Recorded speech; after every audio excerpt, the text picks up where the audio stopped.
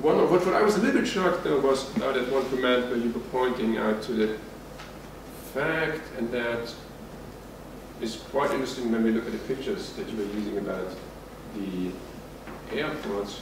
What happens when new technology becomes from the underclass, the illegals? I mean, when, let's say, we face a situation where as societies, as nations, as such, we ban genetic technology, and the new wave of technology experiments is being cooked up in a, whatever, third world lab, and being sold on the streets, on the blanket.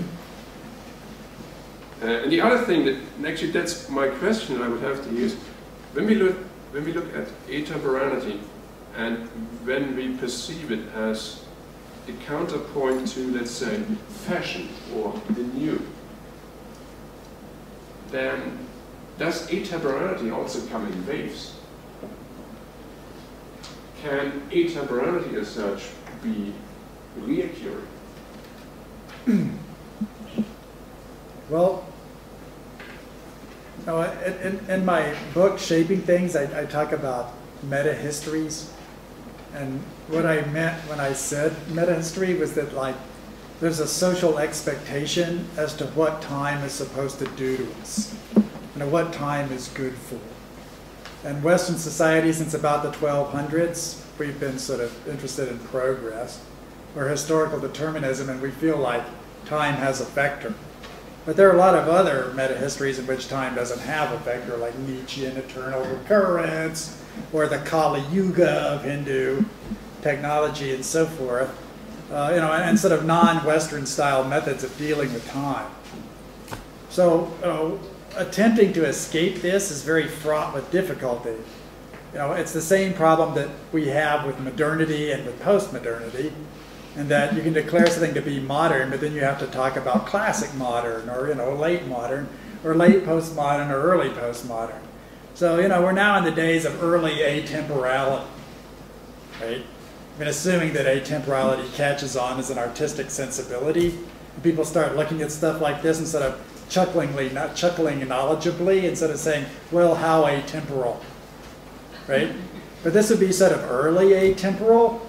And you have to sort of wonder what, like, a more developed atemporality would look like, and sort of how long atemporality would last, right? I mean, what would a meta-atemporality look like, right? I mean, how do you write the history of atemporality? Because the clock continues to keep ticking no matter what efforts we make to sort of become, say, temporally cosmopolitan. Like, I'm at home in all historical eras, no history is alien to me. I'm perfectly happy at the idea of being a Roman in the amphitheater, and I recognize it as sort of the functional equivalent of going down to the soccer stadium and, watching them have at it. They're all gladiators, and, I'm kind of cool with that in any way. But, you can't really crown yourself as a kind of king of creation there and think that nobody is ever going to build on that intellectual accomplishment. Right? And eventually you will be obsolesced, right? It's like, I have a son and I'm bringing him up atemporally. Okay, well, he's standing on your shoulders. What's he supposed to do with this sort of breakthrough that you made? And, one of the big problems science fiction has with futurity is, this one. I mean, there's just like way too much dead future. And there's just tons and tons of dead future, just unbelievable amounts of it. Not this, but and we don't really have a good terminology for this, or even for this. And we don't have a terminology for the rough way in which the passage of time obsolesces our future visions, yesterdays, tomorrows, etc. But we've got lots and lots of yesterdays. We're never going to kind of escape those. So, I don't think I can escape from the nightmare of history, but I think I can break some of the fetters that we have and perhaps open up some perspectives that we didn't expect to have. Like, I worry about this idea that, somehow the underclass doesn't have technology and only rich people have technology. and technology is invented by the wealthy and then spreads to the poor, and that this is the way of the world, because I think the political implications of that are really quite severe, right? And if you follow that argument logically, then you ought to say that we ought to have some kind of techno-aristocratic class who build all our technology for it and then port it over the side of the fence. And clearly that doesn't work, because, you know, bourgeois capitalist societies are much, much more inventive than aristocratic societies. Aristocratic societies are extremely conservative. They're not really very big on innovation at all, nor do they favor scientific research or basic research or anything else. So, you know, societies work in different ways. You're right in saying that like historical awareness and futuristic awareness are basically the same tool set. We've known that from the beginning. And we've known from the beginning that the future is just the kind of history that hasn't happened yet. And, you know, that was always part of the cyberpunk sensibility. And that was something that helped us be prescient. We didn't really have any optimistic axe to grind one way or the other about the 2030s. We consider the 2030s to be the 1930s in drag, or the 1830s in drag, and we expected the future to behave as history behaves. And, you know, it just happens to be a period of time in which we exist, but other than that, it's pretty much grist for the mill. And, you know, that approach, I think, is actually much more useful than the idea of sort of getting up in the morning expecting utopia or oblivion and then crying hot, bitter tears because you don't get either one. You just get another decade. Because, you know, you do get another decade. And, you know, looked out properly, that's actually very reassuring. But you can absolutely depend on the passage of time. It's not going to stop. Yes? Yes, well, first of all, thank you. It's very interesting. Kind of you to put up with all of that. No, actually, it's very thought-provoking, and therefore I have a couple of questions, brief questions.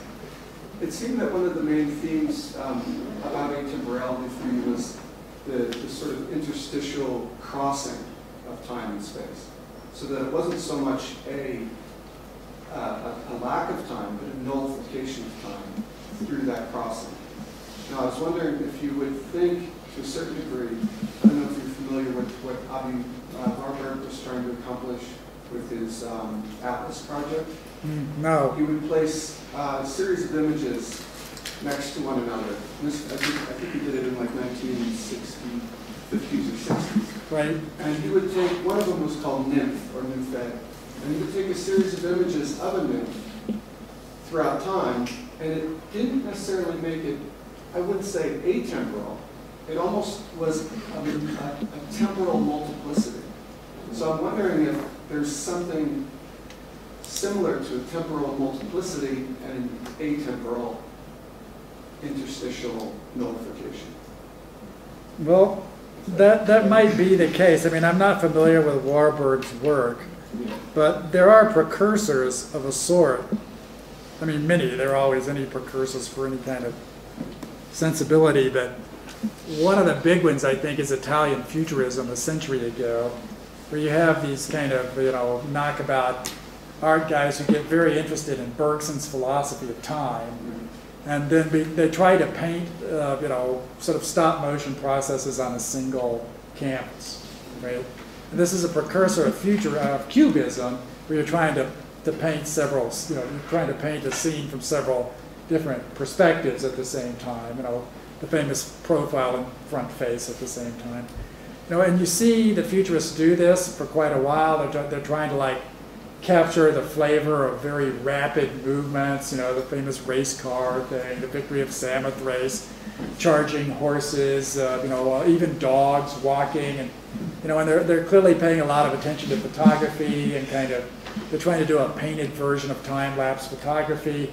And Bergson's philosophy of time is, you know, argues strongly that time is kind of a human illusion, and there are aspects of time that we don't perceive with the senses, and you know, so they're trying to paint a reality. They're trying to see into reality and paint a reality that we're not allowed to see.